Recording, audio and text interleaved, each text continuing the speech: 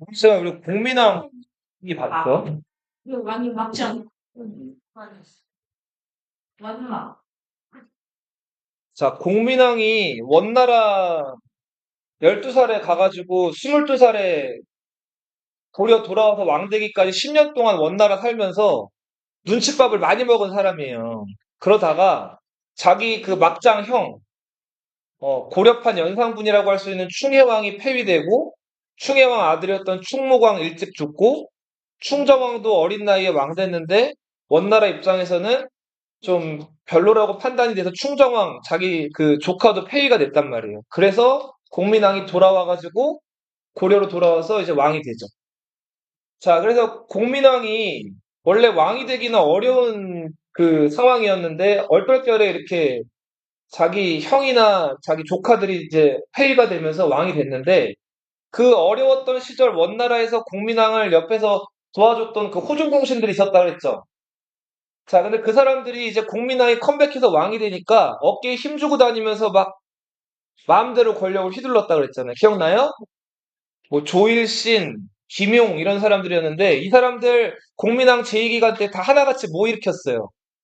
난 반란 일으켰죠. 자, 그래서 김용이라는 사람은 심지어는 그 흥왕사라는 절에 있던 그 공민왕을 죽이려고 이제 자객까지 보냈단 말이에요. 자, 그러다가 이제 결국은 그 공민왕은 죽이지 못하고 애꿎은 공민왕 닮은 환관, 안도치 같은 사람들만 막 죽이고 막 이랬죠. 예.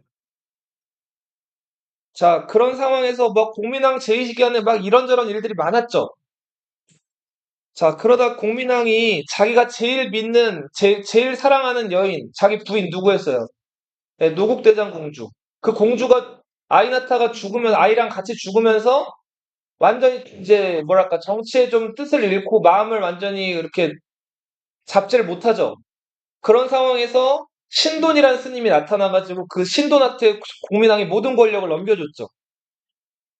자, 그래서 신돈이 6년 동안 공민왕 대신해가지고 막 검문세족들 부패한 것들 이렇게 개혁하기도 하고 여러 가지를 시도하는데 신돈이 결국은 또 왕이 되려는 역모를 품어가지고 신돈도 제거가 된단 말이에요.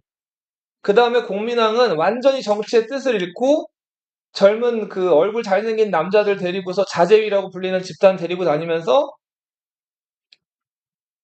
이제 정말 입에 담기 험한 그런 막장 행동을 벌이죠. 자, 그러다가 홍륜이라는 자기가 키웠던 그 자제위 무사손의 목숨을 잃죠.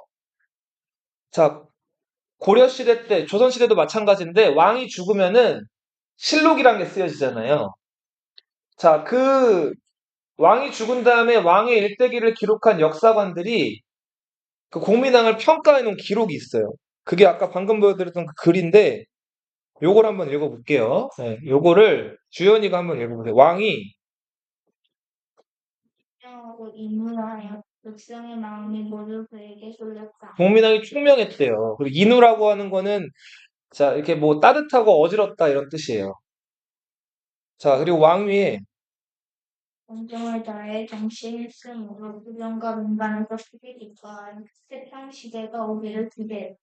그러나 백성을 떠난 후도 지나치게 슬퍼하여 본심을 잃고 흥분에게 정사를 맡기는 바람에 공신과 행신이 참살되거나 누적했으면 토목의 역사를 크게 일으켜 백성의 원망을 샀다. 황신이라고 하면 현명한 신화를 얘기하고 토목의 역사가 뭘까요?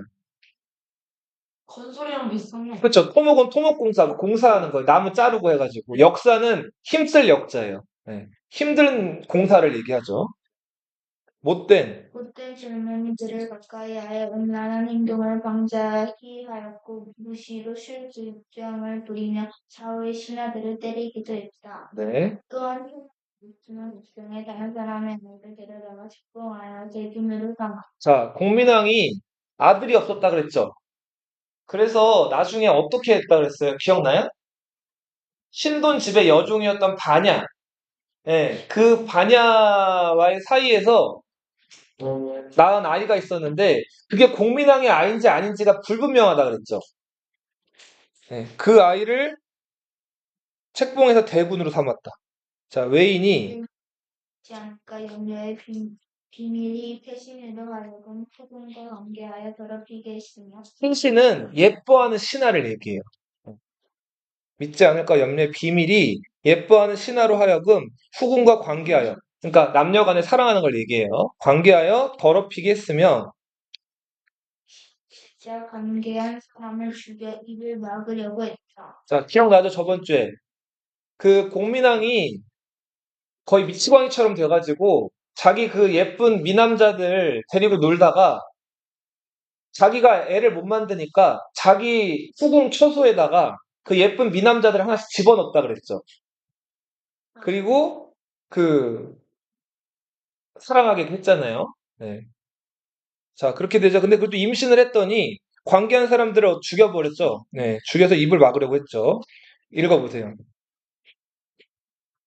맞고도 하를 면하고자 한들 어찌 피할 수 있었구만. 네, 그렇죠. 이 공민왕에 대한 평가예요. 공민왕은 쭉 치닫고 냉혹한 사람이었어. 왕이 되기도 어려운 상황에서 왕이 된 사람인데 공민왕 행동에 대해서 여러 가지 의심점, 의문점 생기는 부분들이 많아요.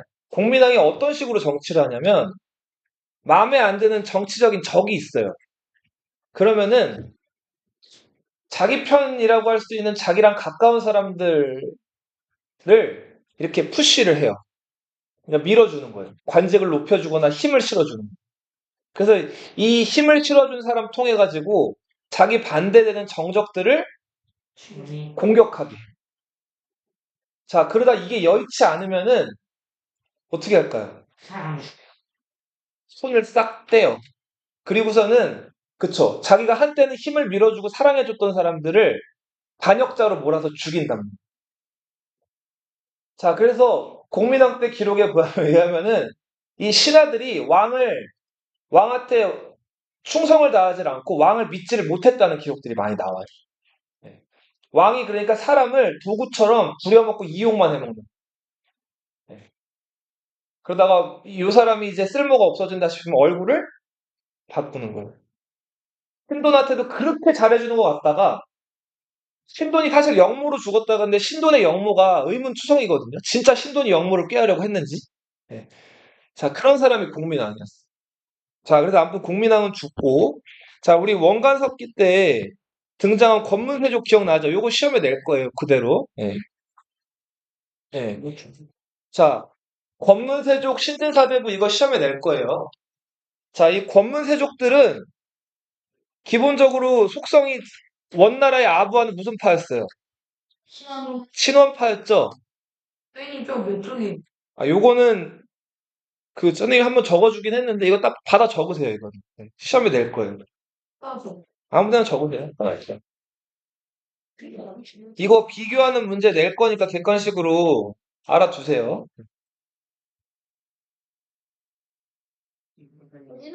근데 영상을 보면서 네. 공부해 네, 괜찮아요. 이거 봐도 되고, 예, 영상으로.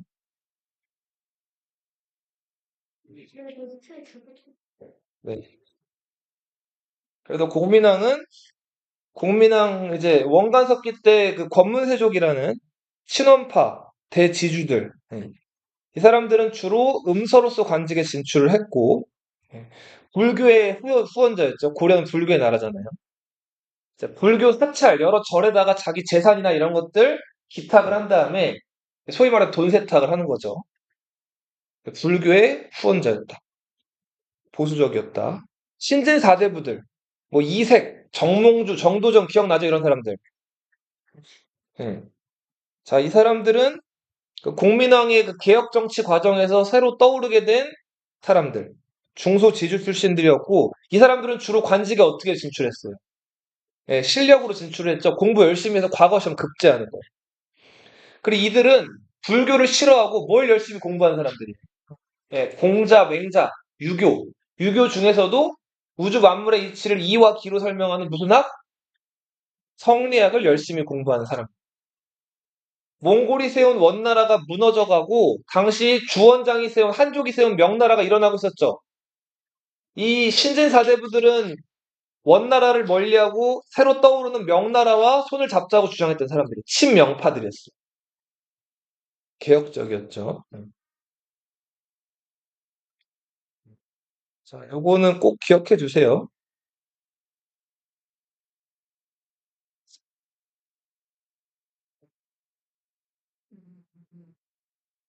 자, 다시 교재로 갈게요.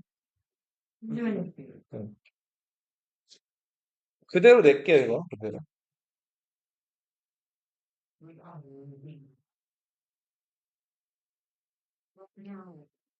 다 썼어요?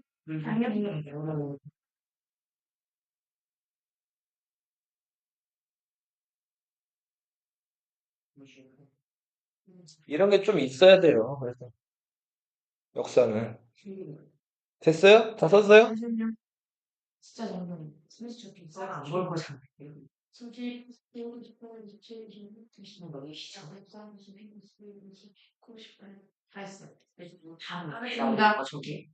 객관식으로 낼 거예요.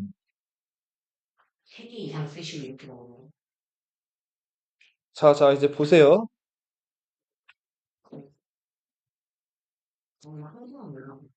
자, 공민왕이 죽고 나서 이제 이이님이라는 권문세족이 권력을 장악하게 돼요. 이이님은 그 출신이 불분명했던 공민왕의 아들이라고 알려져 있는 우 있죠, 우? 네. 우를 임금으로 세우는데 이 공민왕이 신돈의 여종이었던 반야와의 사이에서 낳은 아들 모니노 기억나요? 그 모니노가 궁박해서 그 자랐는데 7살이 되던 해에 궁으로 데리고 와가지고 이거 내 아들이라고 갑자기 한 거예요. 그리고 얘가 내 아들이니까 얘를 이제 그 강령 부원대군, 그러니까 왕자 이제 왕자한테 부여되는 대군이라는 칭호를 준 다음에 얘를 내 뒤를 이을 후계자다 이렇게 사람들한테 얘기를 하고 다녀요. 그래서 공민왕이 그렇게 얘기를 하고 다니는 거를 당시 이제 그 공민왕이 뭘 할 때마다 공민왕한테 사바사바 잘했던 이이님이 그 뜻을 받들어가지고 공민왕 죽은 자리에 그 모니노 어린 우를 임금으로 세우는데 이 사람이 우왕이에요. 왕이 됐을 때 나이는 10살이었어요. 어렸죠? 네. 그때는 아무것도 모르는 거 그렇죠. 네. 눈치도 없고. 그쵸. 자, 그래서 이 이이님이란 사람이 어린 우왕을 세운 어떤 그 대가로 인해 가지고 권력을 휘둘러요. 이 사람은 전형적인 권문세족이에요. 자, 그래서 이제 떠오르는 공민왕은 명나라랑 좀 손을 잡으려고 하는 것까지 노력을 하다가 죽었는데 명나라랑 관계를 다시 끊고 저 지금 만리장성 북쪽으로 쫓겨간 몽골이 세운 나라 무슨 나라예요?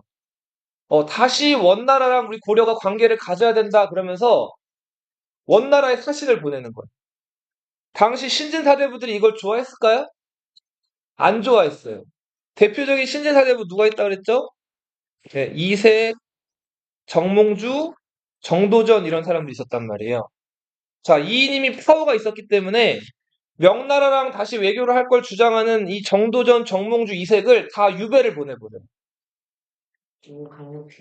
자, 그러면서 이 몽골이랑 다시 친하게 지내자는 사람들로 그 쭉 그 정계 관직을 다 채운단 말이에요. 자, 이 이이님 주변에서 권력을 누렸던 그 간신들, 나쁜 사람들이 염흥방, 임견미 이런 사람들이었어요. 이 염흥방은 과거 시험에 장원급제했던 사람이에요. 아주 똑똑했던 사람이죠. 이 사람은 이색의 제자였어요. 그러니까 신진사대부 쪽에 들어가 있던 인물이었어요. 그쵸. 근데 봐봐. 권력은 이인임이나 권문세족들이 가지고 있죠. 예나 지금이나 원칙대로 하고 그 권력자들 손가락질하고 비판하면 그쵸. 그 권력자들 눈에 거슬리면은 이익보다 불이익이 더 컸겠죠. 그래서 지금 다 유배가고 그랬잖아요. 영웅방은 스승이나 자기 같이 공부했던 그 자기 동료들이 저렇게 유배가는 걸 보고 그들처럼 하지 않고 누구한테 붙었다? 이이님 같은 권문세족한테 달라붙은 거예요. 그리고서는 권세랑 권세는 다 누려요. 대표적으로 어떤 짓들을 했냐면 잘 보세요. 네. 자, 그 권력들을 가지고 있으니까 남의 땅들을 이제 뺏는 거예요. 그렇죠? 토지 문서를 위조하기도 하고 혹은 고리대 같은 거 운영해가지고 사람들이 빚을 못 갚으면은 땅을 가져가는 거예요. 자, 그리고는 이제 그 세금을 이제 땅을 많이 가졌으니까 그 땅에 사는 농민들한테 세금을 걷는데 농민들이 세금을 못 내면 어떻게 했을까요? 네. 때려요. 뭘로 때렸을까요? 장. 물풀의 나무. 물풀의 나무를 한자로 수정목이라고 하거든요. 나무에 나무. 어, 어. 이 물풀의 나무가 되게 단단해요. 이 단단한 나무인데 이 나무로 몽둥이를 만들어요. 그 다음에 세금을 못 내거나 혹은 이자를 밀려서 내는 사람들 있으면은 하인들을 시켜가지고 이 수정목으로 때려주는 거예요. 저기 너 공무원들 알죠? 공무원들이 나라에서 뭐 명령받거나 하면은 그거 일반 주민들한테 어떻게 알려줘요? 그냥 뉴스로. 말로 알려줘요? 뭘로 알려줘요? 문서를 만들어가지고 문서를 보내죠, 집에 우편으로. 공무원들이 보내는 문서를 공문이라고 한단 말이에요. 근데 이 권문세족, 이인임, 영흥방, 임견미 같이 그 권력 있는 권문세족들이 공문보다 더 파워가 센 것들을 가지고 있었는데 그게 이 수정목이라는 매였어요. 그치? 이 몽둥이 가지고 위협하면은 이게 요술지팡이였단 말이야. 요술 집방. 완전히 요술 세금 안 내거나 자기 마음에 안 들거나 한 사람들 있으면은 이 몽둥이로 때려주는 거야. 치링치링 때리는 초대는 말했지. 당시 조반이랑 관리가 있었어요. 이 사람은 몽골어 있죠, 몽골어. 몽골어를 잘 공부해가지고 그 한때 고려가 원나라 이렇게 머리 숙였던 나라잖아요. 그 원나라 왔다 갔다 하면서 이 몽골어 잘해가지고 막 돈도 많이 벌고 높은 관직에 올라간 사람이에요. 아무튼 이 사람도 공무원이고 관리예요. 근데 얘네들보다 힘이 없었겠죠. 염흥방 집에 이광이라는 노비가 있었어요. 예. 자, 이 이광이라는 노비가 그 염흥방이라는 잘 나가는 사람 집 노비다 보니까 같이 따르는 노비들이 많았어요. 근데 이 조반이라는 관리가 대대로 그 받아서 가지고 있던 조상님들로부터 받아서 가지고 있던 땅이 있었는데, 예, 이 염흥방의 노비 이광이 사람들 데리고 와가지고 여기 우리 주인 대감님 땅입니다 하고 이제 몽둥이 들고 가서 위협을 한 거예요. 자, 조반도 관리인데 자기 조상님이 물려준 땅을 뺏기고 싶지? 않았겠죠. 근데 노비놈이 와가지고 달라는 거예요, 땅을. 우리 주임 대감마님 거 땅이니까. 조반이 못 주겠다고 하니까 이광이란 노비가 그죠. 이 수정목으로 조반의 머리통부터 발끝까지 두들겨 팬 거예요. 자, 조반이 막 얻어 터졌어요. 네. 너무 열이 받았겠죠. 삐자씨 여기서 건져. 자, 그리고 조반이 화가 나가지고 얻어 맞은 다음에 그 다음 날로 자기 집에 하인들이랑 사람들을 다 모아가지고 이광을 찾아가요. 이 노비의 집을. 그 다음에 이광을 그 자리에서 예. 죽여버려요. 왜 노비가 되고 그러다 다 기가. 자, 이광을 죽였더니 영웅방이 이걸 알았어요. 화났겠죠? 자기는 권력이 있죠? 조반을 잡아오라고요. 자, 조반을 잡아온 다음에 감옥에 가둬요. 자, 감옥에 가두면 그 다음에 이제 고문이 들어가겠죠? 자, 그런데 이제 우왕이 이 얘기를 듣고 최영을 불러요. 자, 최영을 부른 다음에 지금 저 이인임이 그리고 염흥방, 임견미 저놈들이 나쁜 짓을 하고 있는데 저거를 저 최영 대감이 좀 손을 봐달라. 그래서 최영이 이성계라는 장군과 손을 잡고 예.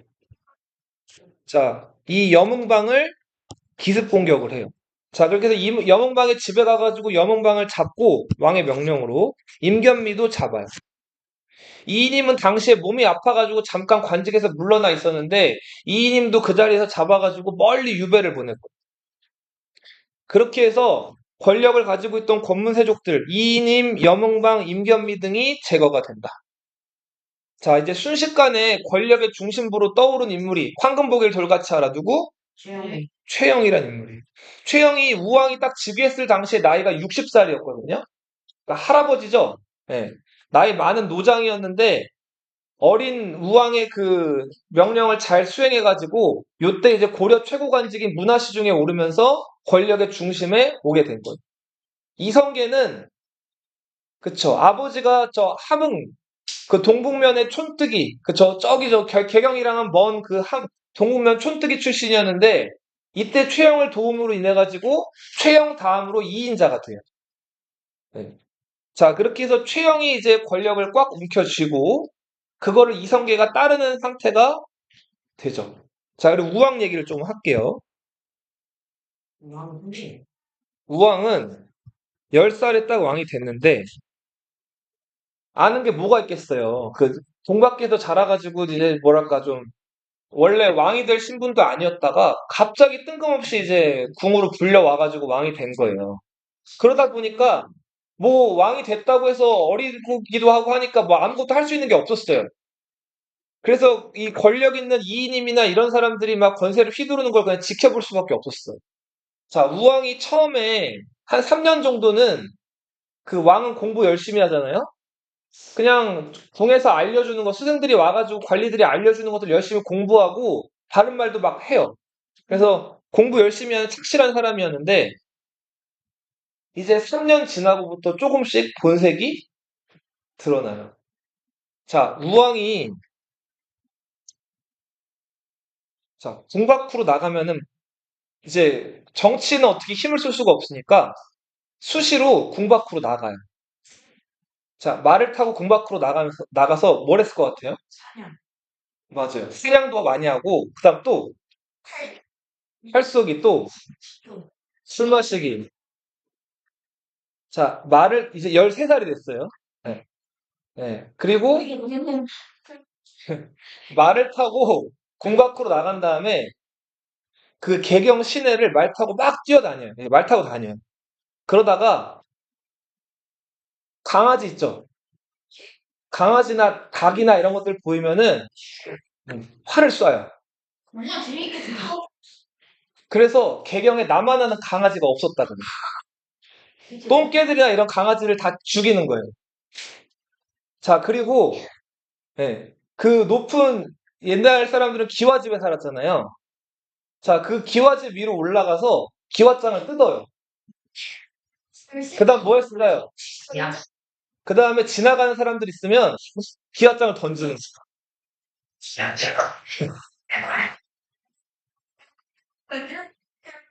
자, 그리고 한 번은 이제 말을 타고 가는데 사람들 데리고 말 타고 가는데 예쁜 여자가 보여요. 오, 예쁘네? 짱구다. 데리고 들어가요. 으슥한 곳으로 가요. 10개 가니. 그 다음에 네. 자, 그 다음에 얼레리 꼴레리를 해요. 네. 이거 과연 그 예쁘게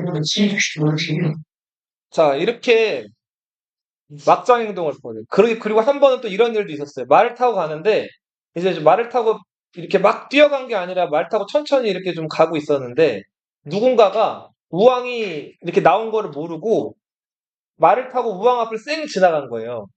야, 쟤 뭐야? 잡아와. 나를 감히 저렇게 앞질러 간다고? 겁나 좋아. 자, 그 다음에 그 자기를 앞질러 간 사람 손을 밧줄로 이렇게 묶었어요. 그 다음에 우왕이 타고 있는 그 말 꼬리에다가 밧줄을 또 묶은 거예요. 그 다음에 그 사람을 매달고 개경 시내를 왔다 갔다 해요. 마치 저기 헥토르가 그 아킬레우스 그 전차에 매달려서 돌아다니듯이 그 사람 아니 누더기가 되도록 돌아다녔다. 완전 소량도 안 돼. 근데 살아있는 사람을 묶어가지고 가는 건데. 그러다가 이제 15살이 됐어요. 이제 슬슬 이제 여자에 더 눈을 떠가지고 이제 15살부터 20살까지 그쵸. 부인이 9명이었어요.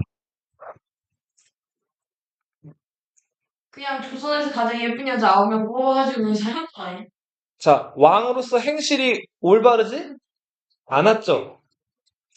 그리고 또 좋아하는 거는 이제 공부는 점점 안 하고 그 궁 안에다가 대장간을 만들었어요. 대장간이 뭐 하는데요? 이라는 게 그- 사람들이 들어가서 그죠? 그래서 철 같은 거나 쇠 같은 거 있으면 자기가 막 그 뜨거운 불 켜놓고 두드리고 그런 무기 같은 걸 막 만들어요. 재밌습니다. 그리고 활 만드는 장인들 있죠? 활 만드는 장인들 불러와가지고 이 네, 활 같은 것들 구부려가지고 막 만들고 이런 아무튼 왕으로서 할 행동들은 아닌 그런 좀 그런 행동들을 한단 말이에요. 이제 왕으로서 아무튼 자격은 좀 많이 부족했던 인물이 이 우왕이었어요. 네. 많이 부족하네. 자, 그런 상황에서 20살이 넘으면서 조금씩 철든 모습을 보이고 자, 그런 상황에서 최영이랑 이성계를 시켜서 그 권력가였던 이인임을 제거한 거예요.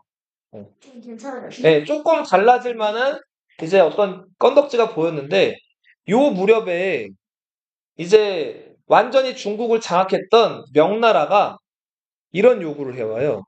자, 여기 과거 이성계가 여기 출신이었죠. 함흥 기억나요? 네. 여기 촬령이라는 그 골짜기가 있는데 명나라에서 여기다가 위라는 군사 행정구역을 설치하겠다는 거예요. 촬령에 설치된 군사행정구역에서 촬령위예요.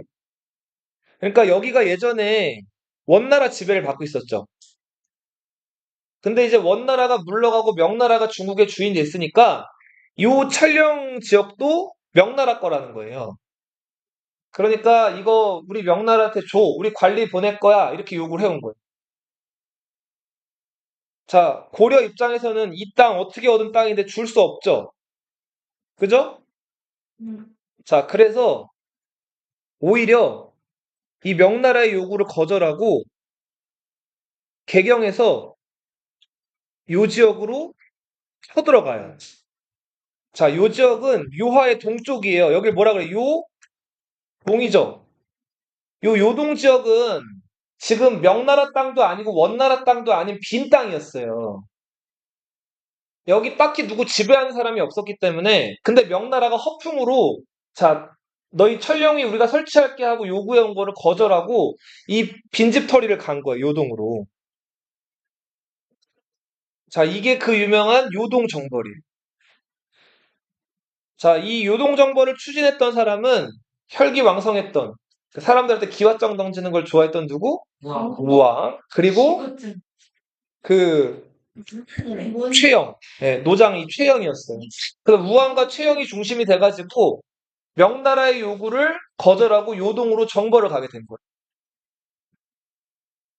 자, 당시 자, 이성계란 인물이 이제 그동안 계속 뭐 이인임을 제거하고 할 때마다 최영이랑 항상 같은 행보를 보이던 이성계가 여기에 대해서 반대로 해요. 자, 이때 이성계가 요동정벌에 대해서 반대한 거가 네 가지죠. 아이씨 이게 4불가론이에요. 자, 첫 번째로 쓸게요. 아이씨 강력함 자, 작은 나라가 큰 나라를 쳐서는 안 된다. 네. 오늘 전혀 오늘 정말 안 된다. 힘들다 그러면 자, 여름철에 군사를 일으켜서는 안 된다는 거죠. 정말 여름철에는 이제 농사도 지어야 되고 여러 가지 또 덥기도 하고 군사들이 힘들죠. 네. 자, 그리고 고려가 요동으로 원정을 가게 되면 지금 이 고려 서해 남해 동해를 왜구들이 계속 공격해 들어오고 있는데 왜구들이 침략해 들어올 우려가 있기 때문에 그래서 안 된다. 자, 그다음 마지막으로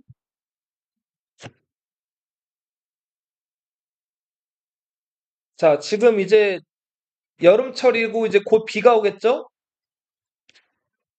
정말 장마철이란 말이에요. 장마철에는 이 화살 잘 구부러지라고 화살에 풀을 먹이거든요. 그 풀을 악교라고 불러요. 네, 그게 녹아요. 습하기 때문에. 악교가 녹고 그리고 요 여름이나 장마철에는 전염병이 잘 유행한단 말이에요. 내년 코로나가 어? 자, 그래서 요동으로 원정을 가면 안 된다. 이렇게 얘기를 한 거예요. 근데 이성계는 원래 글 쓰고 공부하는 사람이에요? 아니면 활 잘 쏘는 무장이에요? 진짜 무장이죠. 지금 이 얘기는 선생님이 좀 압축해서 쓰긴 했지만 그 활 쏘고 그 여진족 때려잡던 무장 머릿속에서는 쉽게 나올 수 있는 생각이 아니에요. 굉장히 좀 지적인 얘기를 이성계가 갑자기 그 무왕에게 상소를 올린 거예요. 자, 경기 유신 이거는 이성계가 독단으로 한 게 아니라 이성계에게 이 꾀를 빌려준 누군가가 있었던 거예요. 그게 누구였을까요? 정도전 정도전이라는 사람이지. 이게 자, 정도전 아까 잠깐 얘기하다가 말았는데 이님이 처음에 권력 잡자마자 명나라랑 관계 끊고 어디랑 다시 관계를 회복하겠다 그랬어요. 원 그죠? 저 만리장성으로 이미 쫓겨가서 이미 힘을 다 잃어버린 그 몽골 잔당들이랑 다시 손을 잡겠다는 거예요. 신진사대부들, 정도전을 중심으로 하는 이색, 정몽주 이런 사람들이 그때 막 반대를 했어요. 그랬다가 정도전이 이때 이인임 눈밖에 나가지고 유배를 갔다 그랬죠. 그죠? 자, 이인임이 제거된 다음에 정도전이 요 무렵에 겨우 이제 정계에 좀 복귀한 상황이었는데, 자, 너무 오랫동안, 한 10년 동안 관직 생활을 못하고, 자, 유배가 있고 떠돌아다니다가, 자, 당시 정도전이 이 왜구를 토벌하러 함주라는 곳에 가 있던 이성계를 혼자 찾아가요. 자, 머릿속에 꾀가 있고 지혜가 있고 능력이 있다 그래도 그거를 뭔가 뒤에서 밀어줄 만한 군사적인 힘이 없으면 그게 실현될 수가 없죠. 그래서 정도전이 자기 꿈을 실현해줄 인물로 꼽은 사람이 누군 거예요? 그렇죠. 이성계였던 거예요. 자, 그래서 이성계는 정도전 얘기를 듣고 이런 얘기들을 아마 했을 거라고 학자들이 추측을 해요. 정확하게 정도전이 이 얘기를 딱 이성계에게 해줬다 이런 기록이 나와 있진 않아요. 근데 아무튼 이성계가 사불가론을 내세우면서 요동으로 원정 갈 수 없습니다 얘기를 한단 말이에요. 그래도 권력 1인자가 누구였어요? 우왕과 최영이었죠. 그죠? 자, 그래서 우왕과 최영은 이성계가 그러거나 말거나 그쵸. 정보를 가겠다는 거. 그리고는 그 반대했던 이성계를 이 요동정벌의 사령관으로 임명을 해요. 정법 우군도통사 이성계, 좌군도통사 조민수. 자, 조민수는 이성계에 비하면 격이나 실력이 좀 떨어지는 인물이었는데, 아무튼 이성계에게 모든 권한을 주진 않고, 이제 좌군도통사, 우군도통사 권력을 나눠가지고 요동정벌을 보내요. 자, 이제 요동으로 정벌을 가게 됐어요. 왜 좋게 물 쫄지 않았어? 맞아요. 아니나 다를까, 이성계 얘기대로, 자, 그, 자, 압록강을 건널 무렵이었는데, 요 압록강 하구에 있는 위화도란 섬이 있었어요. 요 섬에 도착을 해보니까 뭐가 많이 왔을까요? 여름이니까. 예, 비가 많이 온 거예요. 자, 그래서 물이 불어가지고 막 물살도 엄청 거칠고 건너가기가 어려웠어요. 그래서 이성계가 우왕과 최영한테 편지를 보내요. 예, 못 가겠다. 도저히 비도 많이 오고 넘어가봤자 고생이 뻔하니까 자, 못 가겠다 이렇게 했는데 우왕과 최영은 계속해서 그쵸. 자, 결국은 이성계가 이 위화도에 있는 4만 군대 장졸들을 모아놓고 지금 이러이러 해가지고 왕이 어리석은 판단을 하고 최영이 그걸 지금 왕의 어리석은 판단을 부추기고 있으니까 자, 우리가 군대를 돌려서 왕 옆에 간신들이라든지 왕 총기를 흐리는 사람들을 제거하자 이렇게 얘기한 거예요. 자, 그렇게 해서 군대를 이렇게 돌리게 되죠. 이게 그 유명한 무슨 회군? 네, 위화도 회군이에요. 불쌍히 네, 시험에 낼게요. 네, 위화도 회군. 뭐안 사불갈론 이것도 돼요? 요 낼게요. 네. 와 낼게요. 사불가론 기억해 두세요. 솔직히 정말 정말 뭐 오지선다로 낼 거니까 4개 있고 5개 하나 5개 중에 하나 고르는 거. 네. 10분 지나는데요. 네. 객관식 15문제, 주관식 5문제. 네. 여기 얘기 써줬잖아. 작은 나라가 큰 나라를 범하는 거 안 된다. 여름철이라서 군사 입히면 안 된다. 외구가 창궐할 수 있어서 안 된다. 장마철이라서 활에 먹인 악효가 높고 전염병이 돌 위험이 있어서 안 된다. 자, 이렇게 해서 이제 이성계 군대가 이제 돌아와요. 자, 이성계가 거느렸던 군대가 4만여 명이었는데 그 4만여 명이 돌아오는데 최영과 우왕은 이성계를 믿었기 때문에 당시 수도 개경에는 남아있는 군대가 없었어요. 긴급하게 막 군대를 모았는데 50명이 모였어요. 자, 50명으로 4만 명 막을 수 있어요? 먹을 수 없죠? 자, 결국은 개경이 함락되고 최영이 이성계 세력에게 잡혀요. 자, 그렇게 해서 최영은 그 길로 제거가 되죠. 자, 최영이 제거된 다음에 이제 그 우왕이 오들오들 떨고 있었어요. 자, 이성계가 자기를 끌어내리지는 않을까. 그런데 예상과는 달리 이성계가 바로 우왕한테 어떻게 하지 않아요. 그랬더니 우왕이 어떻게 했을 것 같아요? 조절. 자, 우왕이 굉장히 대범한 행동을 해요. 자, 이성계가 방심을 하고 있을 거라고 판단을 하고, 자, 자기 왕 주변에 항상 뭐가 있어요? 궁녀들이 있고 환관들이 있죠. 여기 없는 사람들. 환관들을 80명 정도를 모아요. 군사를. 네, 그 다음에 칼을 줘가지고, 그 환관 80명이랑 그 우왕이 이제 이성계 집으로 쳐들어가요. 자, 근데 이성계 집을 쳐들어갔더니 이성계 집에 사람이 아무도 없어요. 이성계가 어디가 있었을까요? 매우. 성 밖에 군사들이 있는 곳에 같이 있었던 거예요. 그래서 우왕이 아무튼 이성계 집에 갔다가 소위 말해서 허탕을 쳐요. 오늘 또 안 하는 거. 자, 그래서 이성계 측 사람들이 우왕이 지금 이성계 집을 공격하러 들어왔는데요. 자, 그 보고가 올라오자마자 이성계 세력들에 의해서 우왕이 왕자리에서 끌어내려져요. 그리고 저 강화도로 유배를 가요. 자, 우왕이 이제 왕자리에서 끌어내려졌죠. 자, 그리고 다음 왕을 누구로 삼을 건지가 논란이 됐는데, 다음 왕은 우왕이 아들이 하나 있었거든요. 그 아들이 왕창이었어요. 그 왕창이 임금으로 옹립이 돼요. 이게 고려의 33대 임금 창왕. 자, 보세요. 이름판 사건. 자, 신하가 왕을 끌어내리고 그 왕의 친아들을 새로 왕으로 올린다? 이거 납득이 돼요? 안 되죠. 보통 아들이 이렇게 왕이 되면 아버지 복수를 하려고 들겠죠. 그 절대로 이런 짓들을 보통은 안 한단 말이에요. 근데 창왕이 왕이 됐어요. 창이. 이게 어떻게 된 거냐면 고려가 아직 저력이 남아 있었던 거예요. 자, 이성계가 위화도 회군 이후에 군사권이라는 실권을 다 장악하긴 했는데 여전히 고려를 지키려는 신하들이 남아 있었어요. 그 대표가 신진사대부의 수장격이라고 할 수 있는 정몽주의 스승님 누구? 이색이었어요. 이색. 14살에 과거시험 급제, 속과 급제, 20살에 장원 급제, 원나라 가서 또 장원 급제. 천재, 천재. 자, 그 이색은 정몽주, 정도전 제자들도 많았단 말이에요. 근데 이색이란 사람은 절대로 이성계한테 새로운 왕조를 내주지 않으려는 사람이었어요. 고려를 지키려는 사람. 자, 이색이 아까 잠깐 얘기했는데 요동정보를 갈 때 이성계가 우군도통사라 그랬죠. 좌군도통사 조민수라는 사람이 있다는 거 잠깐 아까 얘기했던 기억나요? 그러니까 혹시 몰라가지고 그 책임자를 2명을 임명한 거예요. 최영과 우왕이.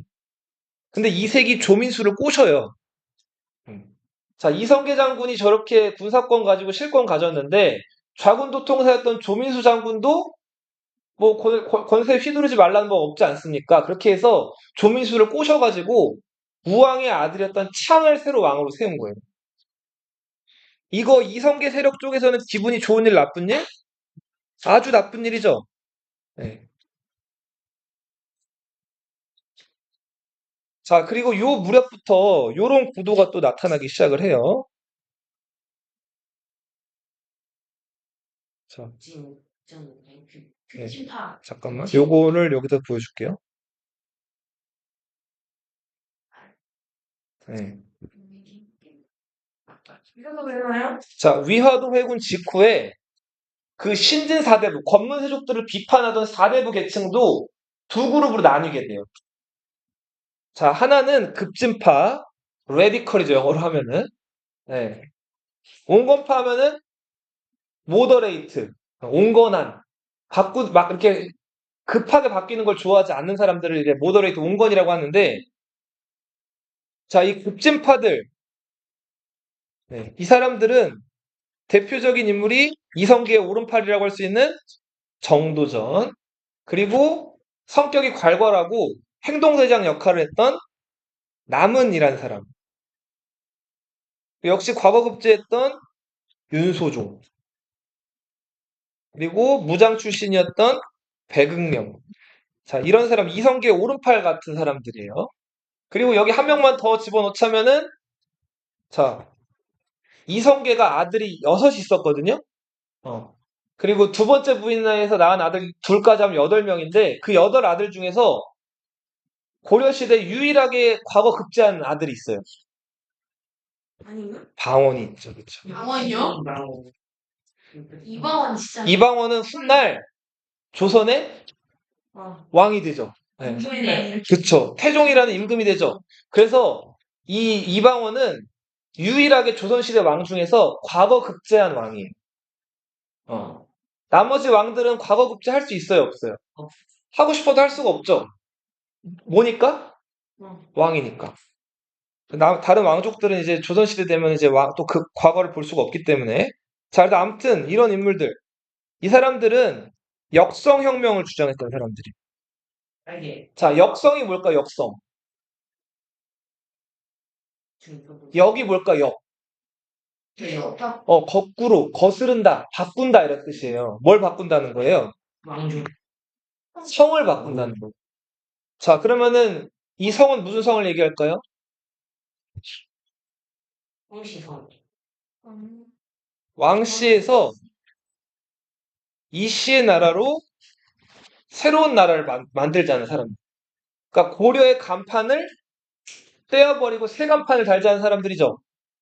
그죠? 네, 이걸 역성혁명이라고 불러요. 이거 기억해 두세요. 자, 반면에 온건파들은 자, 이제 개혁 같은 걸 하긴 해야 되는데 이렇게 급하게 할 이유는 없다 이거예요. 천천히 가자. 네. 자, 고려라는 기본 간판은 유지하고 그 안에서 개혁을 천천히 하자는 사람. 대표적인 인물이 이색, 정몽주, 그리고 네, 이숭인, 길재, 뭐 우현보, 변한열 이런 사람들인데 여기 2명만 더 쓸게요. 권근, 그리고 저기 하륜.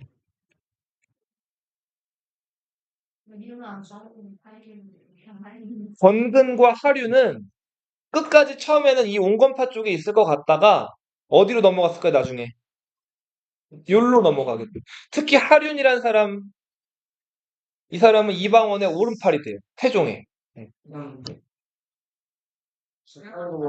자, 근데 요때 당시에는 온건파 쪽에 고려를 유지하자는 쪽에 있었다.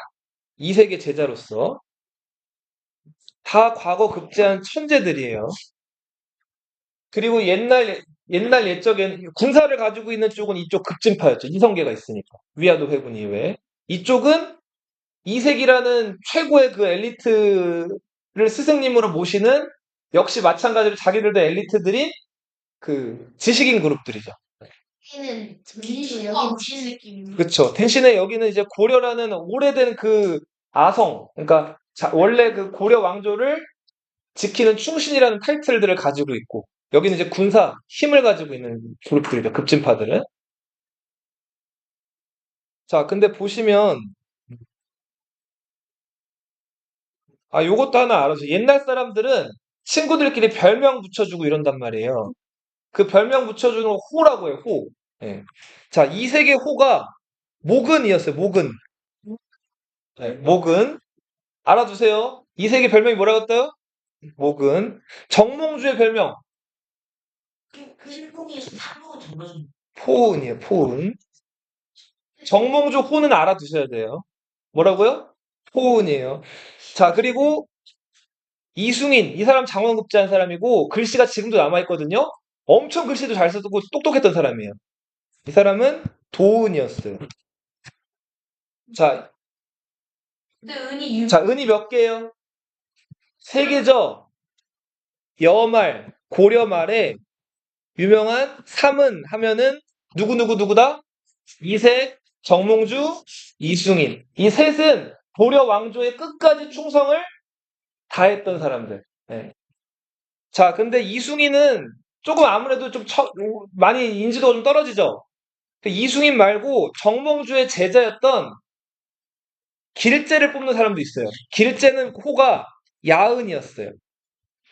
자, 그래서 고려 말에 삼은하면 이색 정몽주 길재를 넣기도 하고 이색 정몽주 이승인을 넣기도 해요. 이건 상식적으로 좀 알아두세요. 네. 그리고 정도전의 호는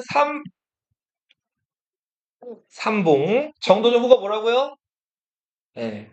정도전이랑 정몽주 호 정도는 꼭 알아두세요. 요거는 알아두세요. 말 수도 없어. 자, 다시 우리 교재로 가볼게요. 네.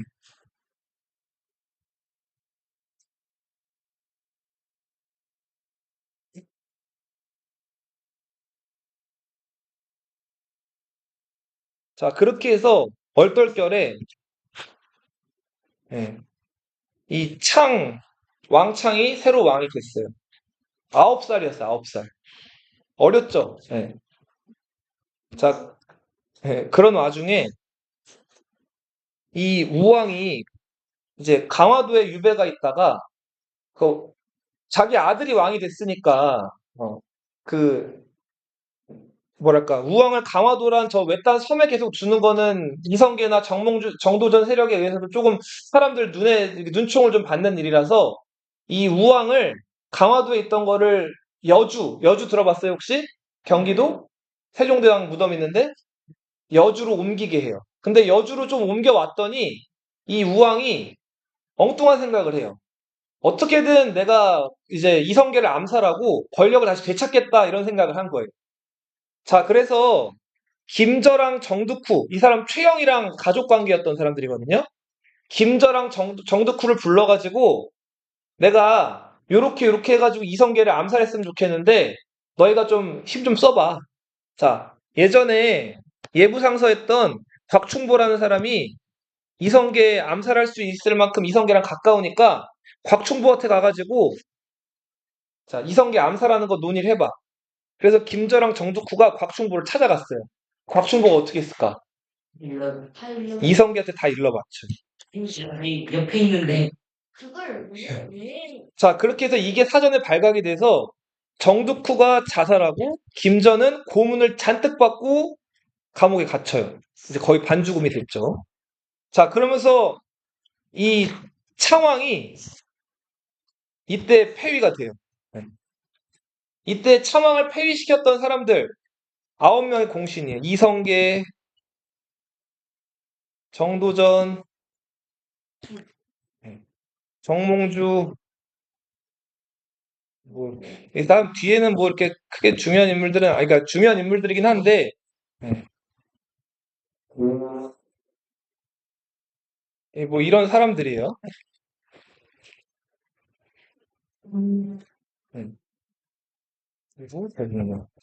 이런 사람들이 모여가지고, 흥국사란 절에 모여가지고, 가짜를 폐위하고 진짜를 세운다. 그럼 누가 가짜예요?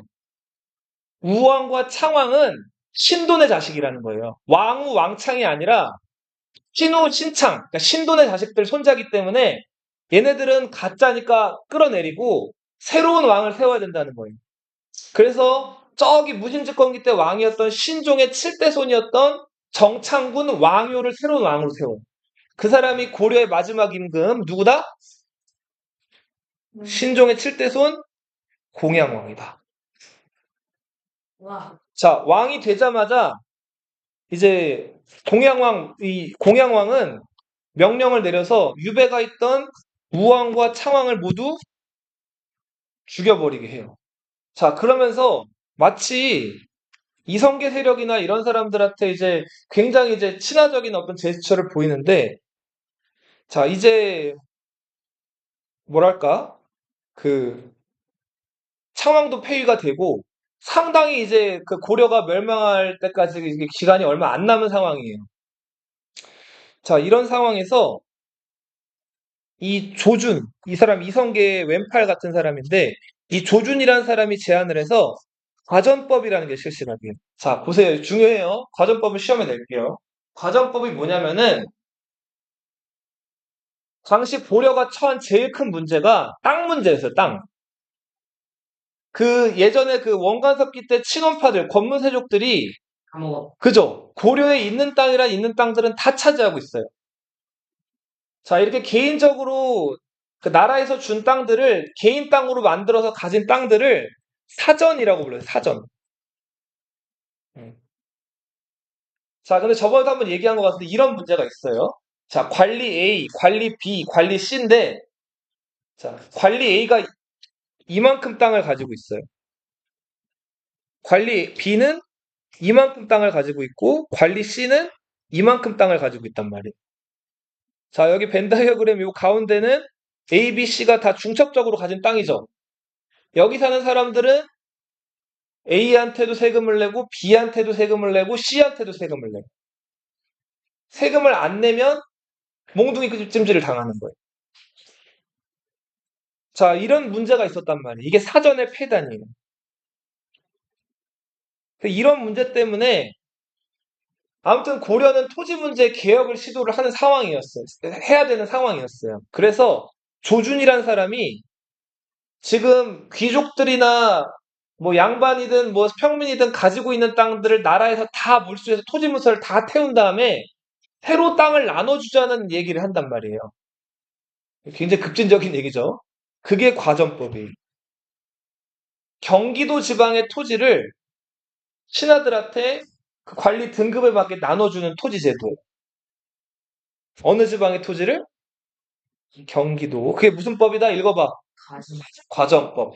이 과전법을 이색이나 이색의 제자들, 정몽주 이런 사람들은 반대를 해요. 이거는 고려의 어떤 정체성을 다 뒤집는 행동이라고 반대를 한단 말이에요.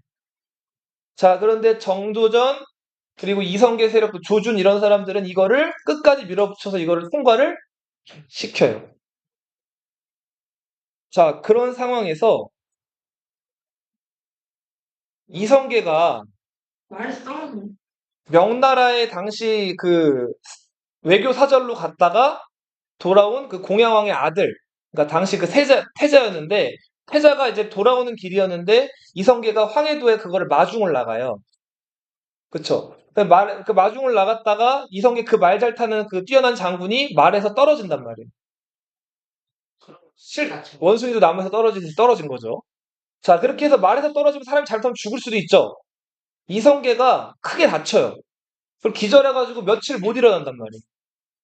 조금은 다른 거 같아. 자, 이때 아까 얘기했던 그 급진파 사대부들, 이 정도전과 이성계 이런 사람들이 이제 잠깐 힘을 못 쓸 때 이색, 정몽주 이런 사람들이 이 정도전을 막 유배 보내고 이성계가 없는 틈에 막 이쪽에다 공격을 퍼붓는단 말이에요. 공양왕은 나라를 지키고 싶으니까 이 온건파 사대부들 편을 들고, 자, 이렇게 해서 한동안 이 정몽주가 중심이 돼가지고 이 급진파 사대부들, 정도전을 비롯한 급진파 사대부들이 다 죽을 위기에 처했어요. 유배 가서 사약받고 이런 상황에 처했는데, 이성이 딱 이런 거. 그렇죠. 이성계가 병자리에서 누워있다가 병석에 누워있다가 요때 벌떡 일어난단 말이에요. 자, 이런 상황에서 자, 정몽주가 이성계랑은 완전히 정치적으로 지금 반대쪽에 있는 사람이죠. 그죠?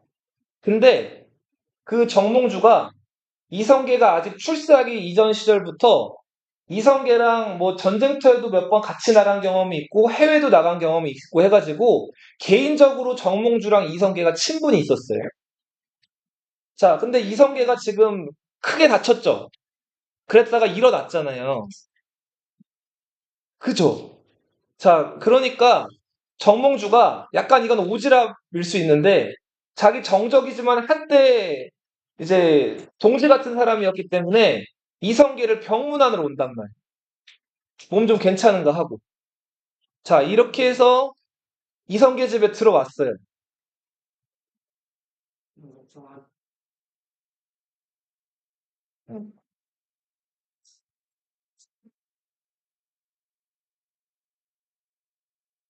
자, 정몽주가 이성계 말에서 떨어진 다음에 일어났을 때 뭐 왔다고요? 네, 병문안을 왔어요.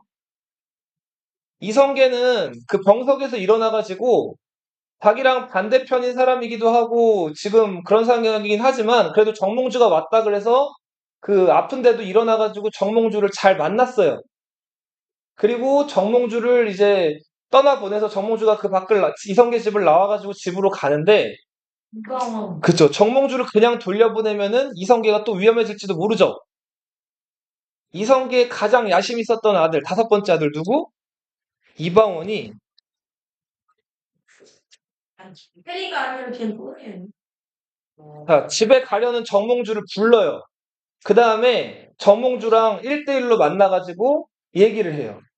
무시만들지 않죠. 그죠? 들 어떠한 뭐 저런 것들 어떠한 다 이렇게 자, 이 정몽주도 과거 장원급제한 천재지만 이방원도 급제한 사람이죠. 둘 다 문학적인 소양이 있죠. 그러니까 선비들답게 머리써. 그렇죠. 이제 시 대 시로 이제 이렇게 대화를 하죠. 그 시가 이거 한번 읽어볼게요. 자, 먼저 이방원이 정몽주에게 이렇게 제안을 하죠. 하여 어찌하 같다여. 그러니까 어떻게 되든 상관없다. 뭐 이런 뜻의 노래인데 하여가를 요거를 누가 읽어볼까요? 시우가 한번 읽어볼게요. 하여가. 네. 만부산들 옥실이 얽혀진 들었다리 우리도 이같이 얽혀져서 백년같이 늘으리라. 네, 정말 와 비비 못해요. 잘 보였네.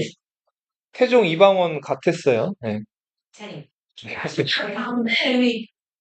자, 이런들 어떠하리 저런들 어떠하리. 이거 바꿔서 얘기하면 고려면 어떻고 새로운 나라. 조선이면 어때? 새로운 나라면 어때? 이런 얘기죠. 네. 만수산 드렁치 너희 칡 뭔지 알아요? 네, 그쵸. 그 칡 뿌리가 어때요? 막 엄청 많아요. 그게 막 땅에 막 이렇게 박혀 있단 말이에요. 그래서 이거 칡 해보면은 그 칡 뿌리가 뭐 흙이랑 나무랑 아래 막 이런 걸 이거저걸 막 다 감고 있어요. 그러니까 뭐 고려든 조선이든 다 드렁치처럼 얽혀가지고 그렇게 지내도 어때? 상관없잖아. 우리도 이같이 같이 얽혀가지고 100년 동안 잘 살아보자 이 얘기를 한 거예요. 그러니까 우리 쪽으로 와 이 얘기 한 거죠.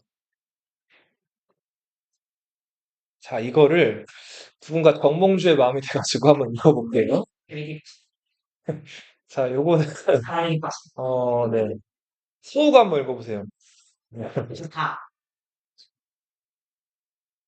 네. 지라도 있고 없고 인사가 인사 관심이야 충분히 있어요. 네, 단심이라고 하는 거는 이게 붉을 단자죠. 그러니까 네. 이 단심이라고 하는 거는 충성스러운 마음 이런 것들을 상징. 일편단심 들어봤죠? 죽고 죽어서 100번을 또 죽어도 그리고 백골이 진토. 그러니까 사람이 이제 죽으면 살이 썩고 해골만 남잖아요. 해골도 시간 지나면 어떻게 돼요? 다 이제 가루가 되거나 흙이 되죠. 백골이 진흙이 되어가지고 넋이라도 영혼이라도 있고 없고. 임향한 임은 뭘 뜻해요? 왕. 고려를 뜻하겠죠? 고려 향한 일편단심이야 가실줄이 있으랴. 자, 이 거절이죠. 넘어가지 않겠다는 거죠. 자, 그렇게 해서 집에 이제 정몽주가 돌아가는 길인데, 이방원이 자기 측근이었던 조영규, 조영무, 네, 두 장군을 시켜가지고 정몽주를 세우죠. 당시 선지교란 다리에서 세워요. 자, 조영규, 조영무가 정몽주 가는 길을 막은 다음에 휘, 이거 뭐죠? 네, 철퇴로 정몽주의 머리를 자 내리치죠. 이감을 자, 이렇게 해서 정몽주가 그 선지교에서 죽음을 당했는데 이때 피가 퍽 튀면서 그 다리 그 피가 튄 자리에 절개를 상징하는 대나무가 자랐다 그래요. 그래서 이 다리가 선지교였다가 이름이 뭐로 바뀌었다? 대나무 득자 써가지고 선주교로 바뀌게 됩니다. 회의였어. 자, 정몽주가 죽으면서 이제 고려를 지킬 만한 충신들이 아무도 남아있지 않았어요. 자, 이색은 이미 이제 힘을 잃었고 유배를 가 있는 상황이었고 이래서 자, 공양왕이 이성계에게 왕자리를 넘기게 되죠. 공손하게 양위했다라는 뜻이에요. 양위했다. 그래서 공양왕이. 이성계는 개경에서 즉위해요. 어디서 즉위했다고요? 개경에서 고려왕으로 즉위해요. 처음 나라를 세웠을 때부터 한양에 도읍을 한다거나 처음부터 조선이란 나라 이름을 썼다. 이거 OX? X예요. 처음에는 개경에서 즉위해서 고려왕으로 즉위를 했어요. 그러다가 명나라에 사신을 보내서 나라 이름을 뭘로 하면 좋을까요? 하고 명나라 홍무제한테 물어봐요. 그랬더니 홍무제가 조선이 좋겠다 해가지고 조선이란 나라 이름이 이제 정해지게 된 거예요. 자, 조선이란 나라 이름이 정해진 다음에 이성계가 수도를 어디로 옮겼죠? 한양으로 옮기게 되죠. 자, 여기까지 할 거고요. 자, 이제 수영법이 알려주시는 거 아니에요? 요거 네. 아니야. 이거 하고 가야 돼요.